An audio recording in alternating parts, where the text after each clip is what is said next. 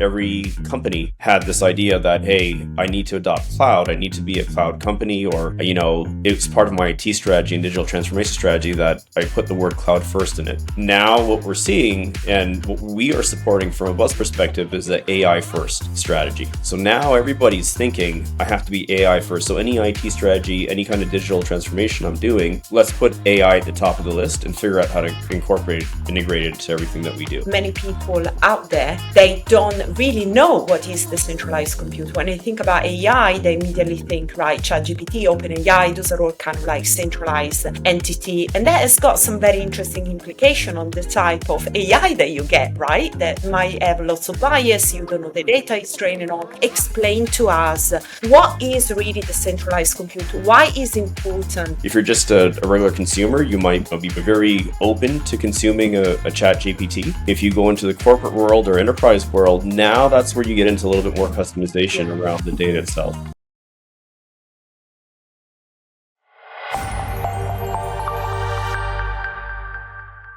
Hi and welcome to the Financial Fox. This is Steffi, and today we are gonna dive deep into the world of AI. I'm just back from the Paris Blockchain Conference, where there was a lot of discussion about the intersection of blockchain and AI. So I have invited a real expert on the show to discuss everything AI data centers with us. He is the President and Chief Operating Officer at Buzz HPC, a subsidiary of Hive Digital Technologies, our Financial Fox partners. Just a bit of background, Buzz HPC focuses on building and operating high-performance computing, or HPC, you have heard this buzzword for sure, data center businesses, and offering as well AI services to enterprises, governments, and anybody really interested in building AI solutions. Before I get Craig on the show,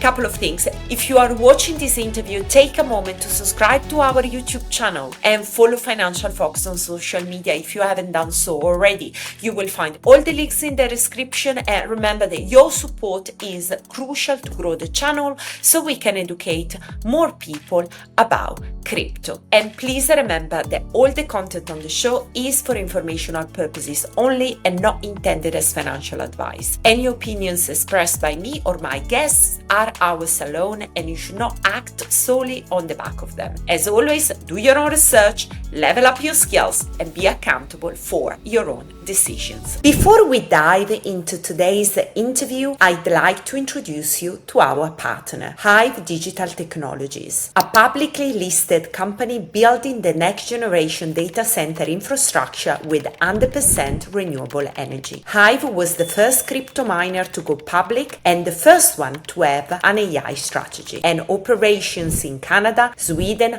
Iceland, and Paraguay, Hive is fully committed to transforming communities, rebalancing the energy grid, and delivering value to shareholders with a low dilution and cash focus approach. If you don't know Hive, check them out at hivedigitaltechnologies.com. Let's get to the interview. Hey Craig, how are you doing? Great to have you on the show. Happy to be here. Thanks for having me. I planned this interview a long time because it's not so easy to find an expert that can actually unpack all these things happening, at the intersection of blockchain and AI. Everybody talks, buzzwords and things, but I think it's very important to kind of understand the true technology, understand what are the interaction, and that's, as a base to understand the future. So for my audience that might not be familiar with you, do you want to just give us like a quick, sweet introduction of yourself and what you are working on right now? For sure. So I'm 20 years in digital infrastructure. And what that means is I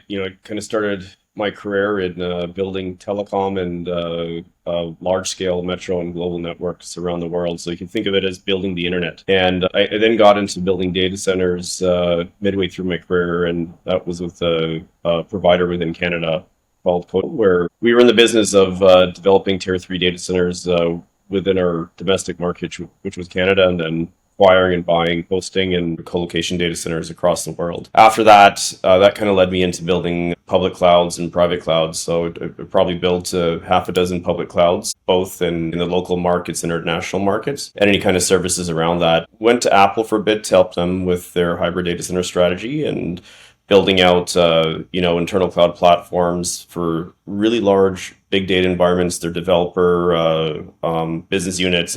After that, went into energy. So I joined venture to, really operationalize and monetize independent power plants within Canada. So, we operationalized about 330 megawatts of self-generation where we sold power back to the grid and built one of North America's first directly connected HPC data centers to the power plant. After that, I jumped into a number of board roles and started working with scale-ups, startups, medium, large enterprise companies. And then I joined Hive, and it was actually Frank Holmes that I met last year who said, hey, why don't you come join us and help us build our HPC strategy? So I joined a fully owned subsidiary of Hive called Buzz HPC earlier this year, where I currently act as their president and COO to really scale out the HPC business Hive started.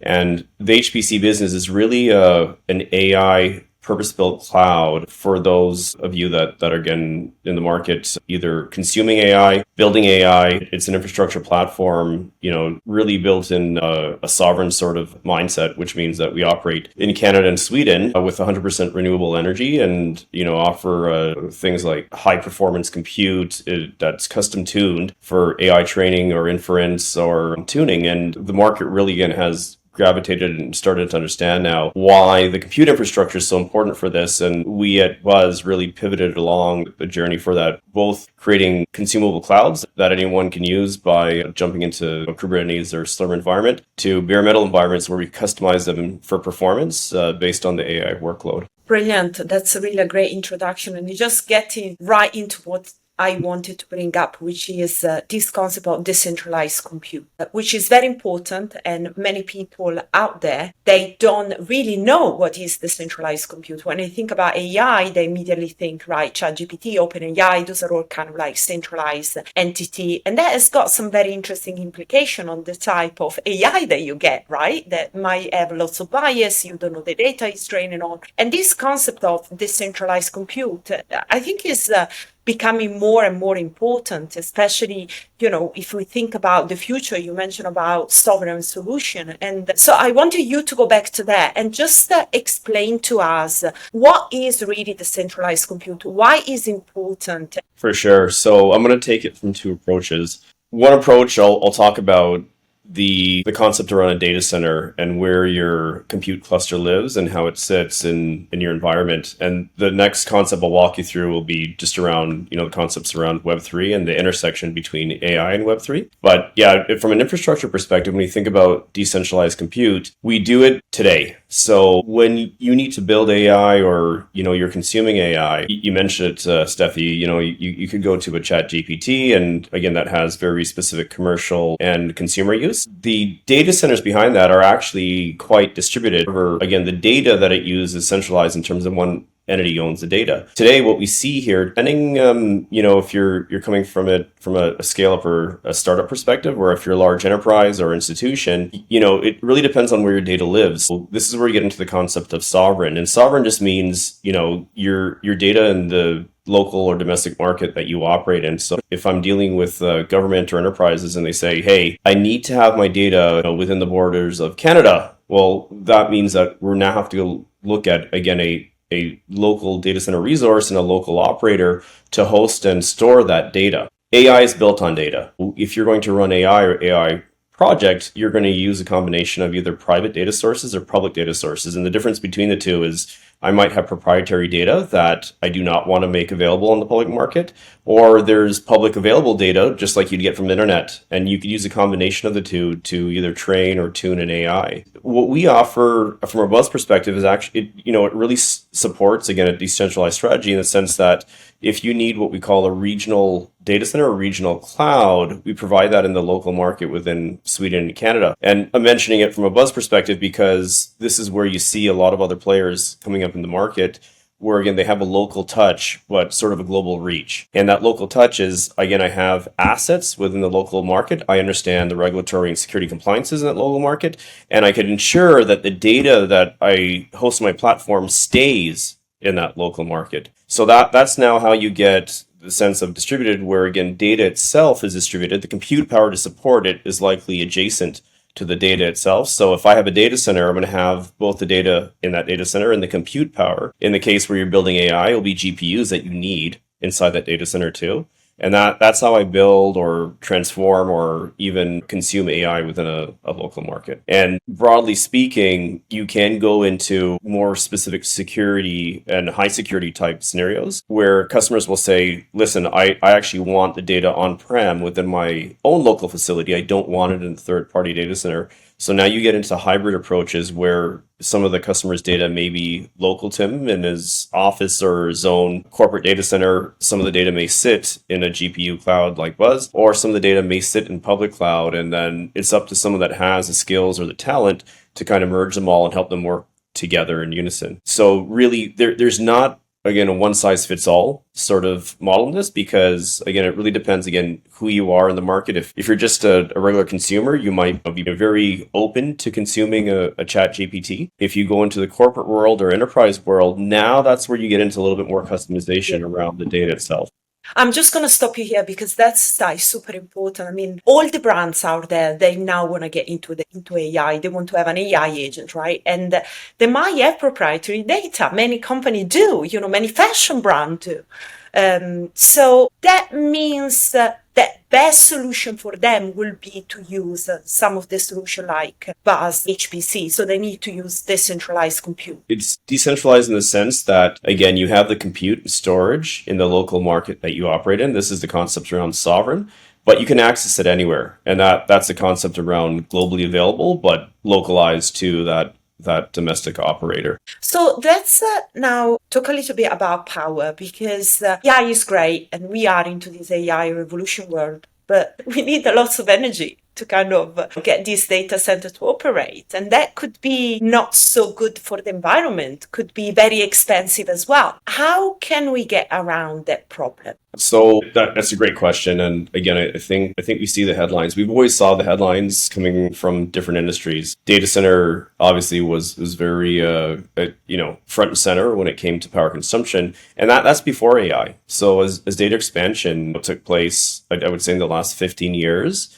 we saw this evolution of data centers starting off, sub 10 megawatts, and then these were referred to as enterprise or retail data centers. And then you got into large hyperscale data centers. So this is more when AWS, GCP, and Azure, known as the hyperscalers, came into the scene, and Oracle following behind them. These hyperscalers were consuming power at massive, massive scale. So they would come into markets and regions where if they came into any one market, let's say it's a state in the US, they would set up 3 data centers just for what they call availability zones, and it's for the redundancy and reliability metrics they provide to the market. But the biggest difference with how we used to build data centers in the past, when they were sub 10 megawatts or sub 20 megawatts, is the minimum barrier of entry for the hyperscalers was, hey, I need a minimum size 30 megawatt data center. And that needs to, by the way, scale to multiple 100 megawatts. And then today, now we're hearing, hey, I need a pathway or roadmap to 1 gigawatt in terms of a single location where I could consume that power. And so the data center scaling model has just changed drastically over time.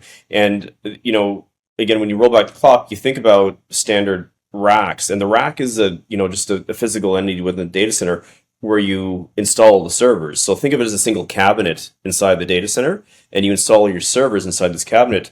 Before these racks, a single rack would be about 5 kilowatts in terms of the rack density, rack size, and the amount of power that it used. So 5 kilowatts was the average. Slowly started trending, get a little more dense. We used to go up to 10 kilowatts sometimes. But now, just of last year, the average size for GPU infrastructure, which is required really to train and support AI, went up to 40 kilowatts per rack. So that was really like within a 12 to 18 month time span, a 4x increase in the power density per rack. And then what we're seeing now is another 4x jump. So now we're talking about like 130, 140 kilowatts per rack. So if you think about that on a larger scale, when you look at some of the big investments happening in the world by Elon Musk or Meta or all the hyperscalers themselves as well too, they're talking about gigawatt scale data centers. Yeah, the quantum or the size of the data center shift completely. Not to say that people building data centers won't still deploy common size racks, because you still need traditional IT equipment. The need to train AI is really based on the GPUs. So GPUs take up a portion of that data center. It's not the entire data center in some cases. So I think this is what has created that focus on power again. It's again that massive incline just within the last 2 years from going to a data center that already consumed a lot of power to now saying, hey, I'm going to be on a 4 to 6 or 8x multiple on the amount of power I need to train AI. So that's just to give you context. Now, when you look at how important it is to have sustainable, renewable sources, again, this is where Buzz comes from, and we've been very much a company that has consumed only sustainable sources, being hydroelectric, and 100% renewable in all our data centers and our GPU clouds. So again, that does provide, again, a sustainable scaling metric as I continue to grow my GPU clusters and stacks in the futures, regardless of how big these grow. The other concept that people are adopting now is really behind the fence or off-grid generation. Not to say that those strategies are sustainable, but it alleviates burden on the grid. So I do want to separate the two concepts around sustainable versus more distributed model, or an independent model of power generation. And the independent model of power generation, when you build your own power generation for yourself, for your own data center, that could still use multiple fuel types. The most common today is actually natural gas. So people talking about, hey, I need to build a data center now, but the local market that I need to build in doesn't have the power capacity I need to develop the data center. Well, I'm going to look at buying natural gas turbines or generators to power the data center. The market is talking about now is really using small modular reactors. So you probably hear about that, SMRs, a lot in the market, because again, that shifts the curve more to, again, still independent power distribution and independent power generation, but using a renewable or more sustainable source. It's super interesting. And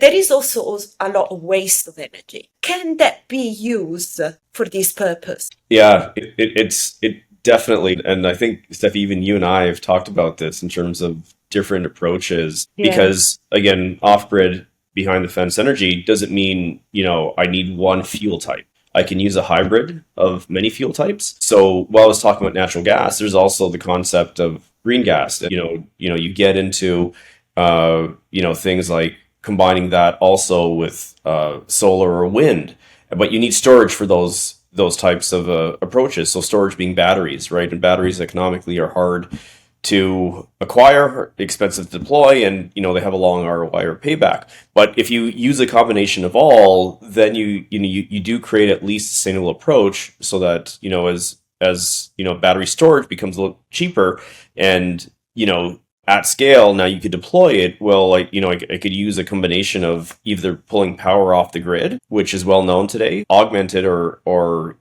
complemented by solar, wind, heat recovery, which again is super, super common, or looking at green gas or biofuels to use as your baseload fuel type. All right, let's take a moment to remind you about the Bitcoin Las Vegas event happening end of May 27, 28, and 29. If you haven't got your ticket yet, well, you can use our code FOX and get 10% off. So go straight to the website, use the code, and get your discount. I will see you there. It's so interesting because there are many ecosystems, like for example, in the farming space, right? Lots of farmers that now got into energy to kind of create something that is more sustainable. So they've got, solar panel. I'm talking from my own experience for my dad built in Italy. And I'm thinking, right, could they become player of this AI infrastructure ecosystem where, they might be able to provide some power at point of sales? Because what you mentioned about, like this modular distributed infrastructure is very interesting, because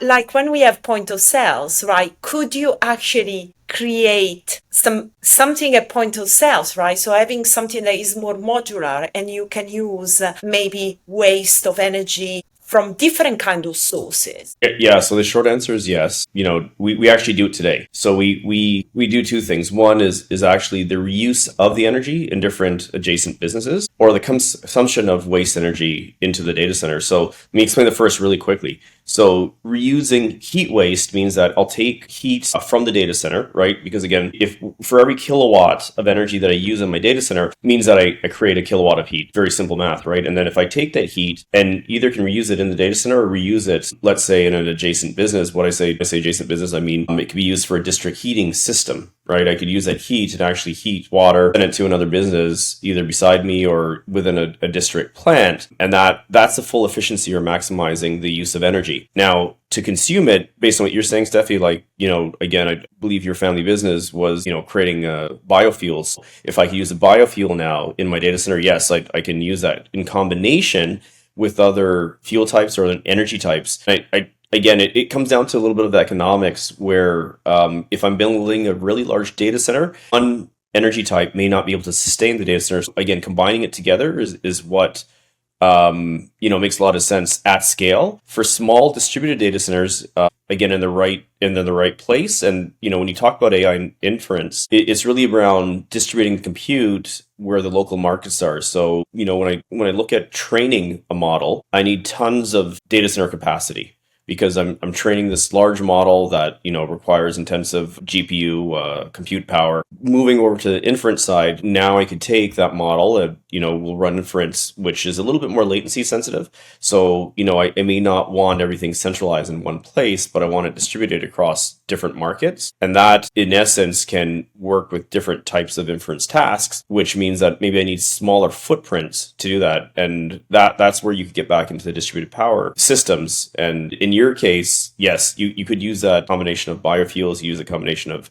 renewables like solar and wind, and then you could bring in baseload power generation from the grid still to offset that if you don't have enough power capacity to run 24/7 consistently. So would that make sense, or is that part of the strategy of Buzz HPC to actually acquire energy projects? So again, we haven't necessarily looked at it today, but it's something that we always keep our eye on. We're very happy with the renewable energy sources that we have. It does, based on where we are in the markets that we operate in, we have a lot of access to the hydroelectric energy. So, until we got to the point where that hydroelectric energy wasn't available, definitely I think we'd have to look at alternate sources. On the other hand, if you look at the hyperscalers, their ability to compete with us is limited because they do require a different quantum of energy. And I'll use a quote that Jensen's shared with us at the Nvidia GTC conference this year.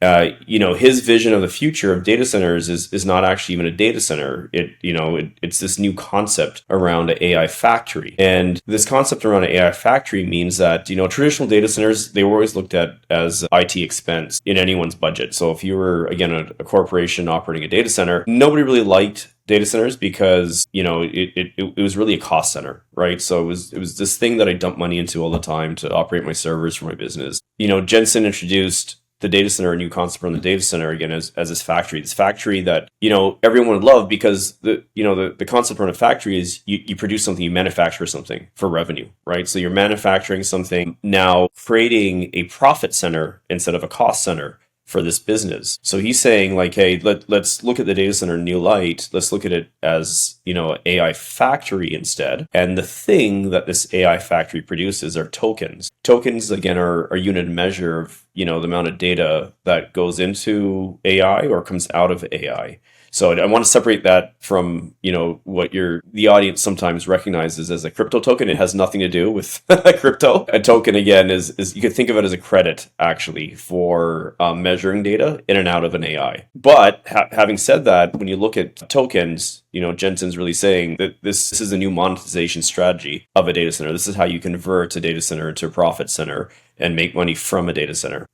On the same breath, he kind of said, he does envision data centers getting so big that you can see them from space in the future. So everyone's concept around the size and place of the data center really changes, because it really depends who you are in the market. Are you a service provider? Are you an enterprise? Are you a small business, or just a regular retail consumer? And that that will change in terms of your interpretation or how you view infrastructure requirements needed for a project.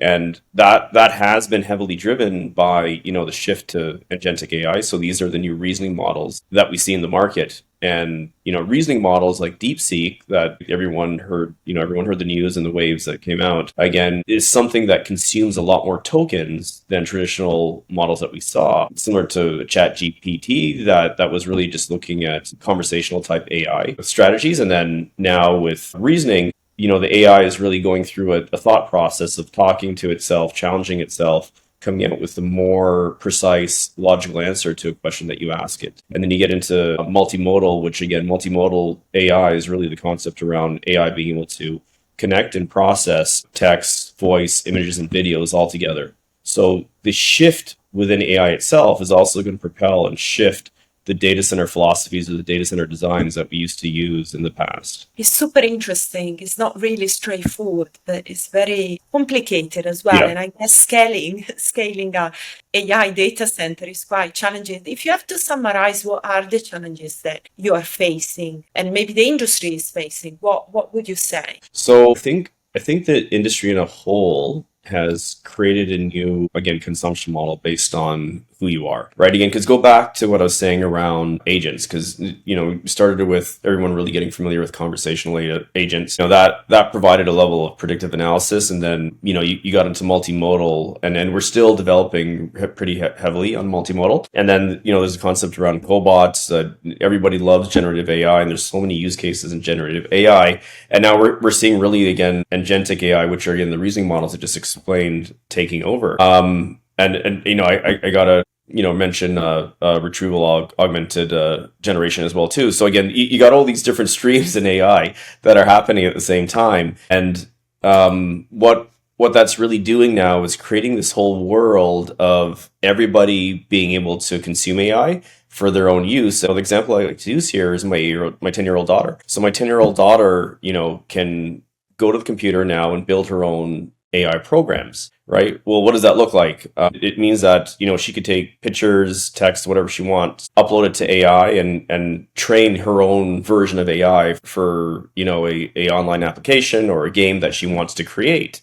And it's so easy to do because, again, there's so many SaaSes out there, so many applications out there that make it user friendly for everybody. Now, that in itself, as an individual user, doesn't require a lot of compute power, right? It's when you get into more enterprise applications, you move down the stack now, where somebody's saying, hey, no, let me take an open source model that exists in the market today, and I want to create my own specific use case, but I have all this data that I need to train it with. And again, some of it may be public data, some of it may be proprietary data, but I need a little bit more freedom control in that customization. So this is, what Buzz does in the market today. We provide a platform for people that need to do that customization, that need to do those large scale projects. This is traditional cloud concepts. This is what you talk about when you talk about SaaS. SaaS was the example I explained to you around my 10-year-old daughter that can go to online app and use that online app to really build something really with a few clicks. And then you get down the stack where you go to PaaS, which is platform as service. This is really, again, combining tools that are well known in the market for people to build AI on and customize AI on. So, you get into like the Databricks of the world or Sierras or Cursors. And again, these are all data and developer apps. And then you got bunch of tooling type applications for machine learning itself. And, again, that usually satisfies a large part of the market that doesn't have to be heavily sophisticated in terms of all the technical knowledge they have, but they can still, consume those tools and build AI in a really robust way. And then you go further down the stack to that infrastructure level. So somebody may come to Buzz and say, hey, listen, I just need, your bare metal servers, and I'll put all my tooling on top. I'll build the app stack on top. Just give me the bare infrastructure. So again, the market's very segmented in who you are and how you consume the AI. The bottleneck that this all comes back to is still mainly infrastructure, right? So, technology in the past and how we've seen it converge is there's many things that have to happen to make infrastructure affordable and economical to use. And now, from an infrastructure level, it has been broad access to GPUs. So Buzz offers to the market, access to GPUs at an affordable price.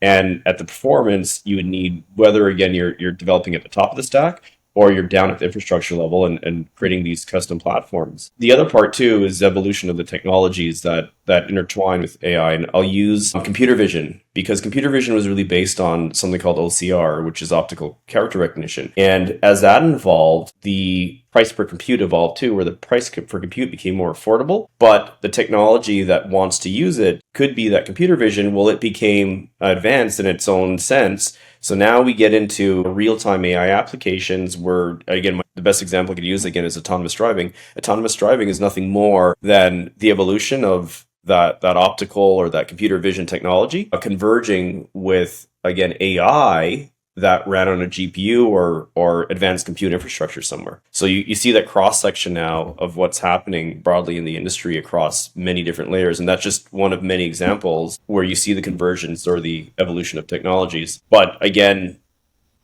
what we do recognize right now is, one, the data center space is evolving. So, where data center, you could say, hey, was its own bottleneck in a sense, because, power was the underlying common thing needed.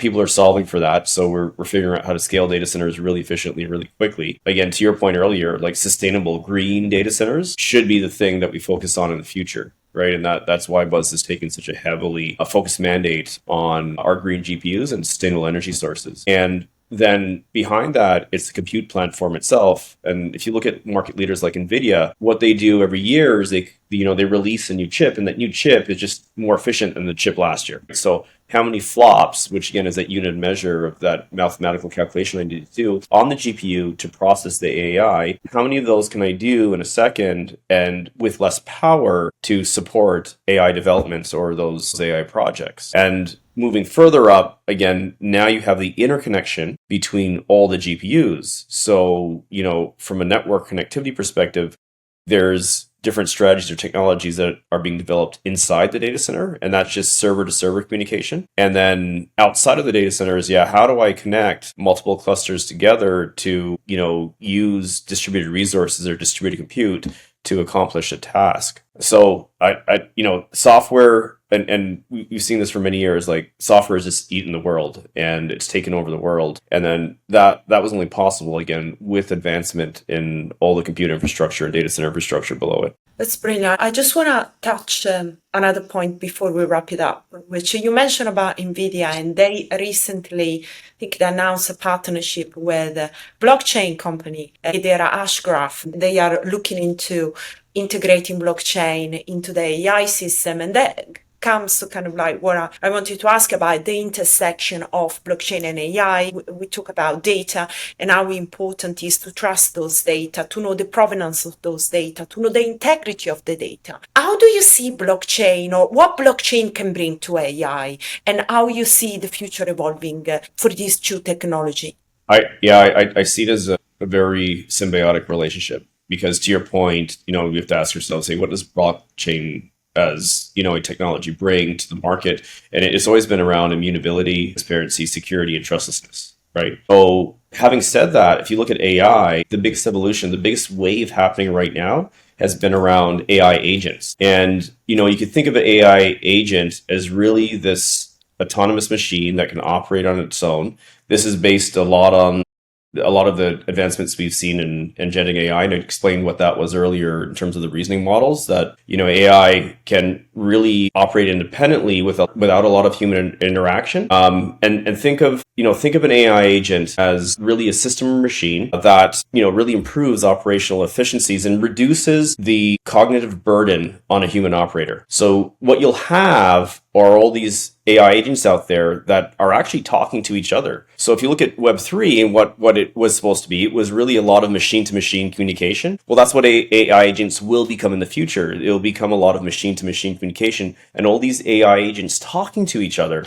all the time. So the ability to achieve that will go back to, again, the core tenets of blockchain. It'll be, again, immutability. We need that transparency and security for machines to be able to talk to each other. If, again, you're talking about different corporations, different businesses that have to create that trustless environment. So, on the other side too, where we see AI helping blockchain is around really the adoption and the development path for blockchain technologies, because those were very complicated. Like not a lot of people could create the technical teams or technical skills within an organization to be able to deploy and develop blocks really easily. So AI, again, you start to see early signs that, people are creating, again, AI platforms around integration and the deployment of blockchain. And the best example I could use for that too is if you just look at common code development for applications, the thing that I have fun with personally is around going to AI and say, hey, I need to write a line of code. Can you go do it for me? And yeah, it spits out this line of code. So AI can't write a robust application today, but it can certainly help you and assist you in doing it and making it a lot easier for you. So, again, you don't need to have, years and years of experience of writing software. You can jump into it with a low code, no code type approach. And again, it's the same philosophy that applies to blockchain. So now I think blockchain itself will rapidly evolve with the support of AI, and then AI agents where you have, again, all these machines operating autonomously. You need that sort of communication layer could fall back into using, again, Web3 or blockchain concepts to support that evolution too. Yeah, and maybe we can have a real Web3. I think we've been talking about Web3 forever, but it seems like Web3 is actually happening as those AI agents become the actors. So Yeah. I don't know, maybe we should use another word like post-web or something. It's super interesting. Craig, thank you so much for coming on the show. I just want to give you the opportunity, if there is anything else that you want to share that maybe you are working on, you are very excited about, somewhere you are planning to go, or anything that you want to share with our audience. No, I think really, again, more so from a Buzz perspective, we're creating, again, a sovereign, secure, and a really unique cloud and environments for the markets that we provide services in. So again, if you look at operations within Canada, we serve both the North American market and global market from there. And then you look at our operations in Sweden, we serve both the local and European market and global market from there as well too. What we find, again, is there is no one type of customer, there is no one type of user. There's such a broad set of users for AI. This was very different before because, again, when you looked at app development was dominated by really large players. Like you think about software application development, it was dominated by Microsoft, dominated by Oracle. And these guys had unlimited budgets, lots of skilled talent. But that whole paradigm is shifting where, anybody could develop an app.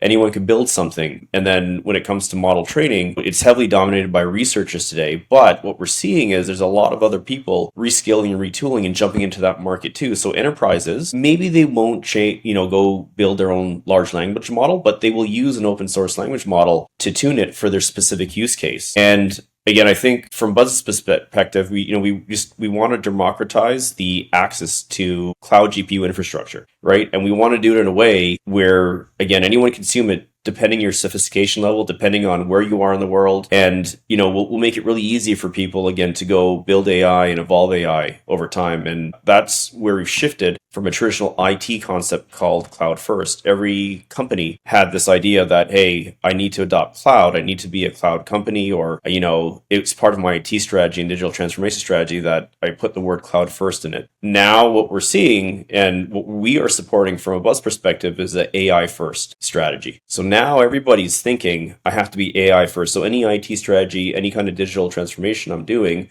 let's put AI at the top of the list and figure out how to integrate it to everything that we do. So basically you're saying anybody that is out there, whatever is a brand, an enterprise, anybody that is watching this interview and is interested in having an AI strategy, build an AI model, they can reach out to Buzz and you can give them a solution. Absolutely. Okay, brilliant. So Craig, where people can find you? What's the best way to reach out to you? Our website is buzzhpc.ai. Other than that, you could contact me directly at Craig at buzzhpc.ai as well. I'm happy to talk to anyone that wants to have a conversation. Fantastic. We will put all the links in the description and on social to make sure everybody knows where to go. Craig, thank you so much. It was great to have you on. That was great to be on. Thank you.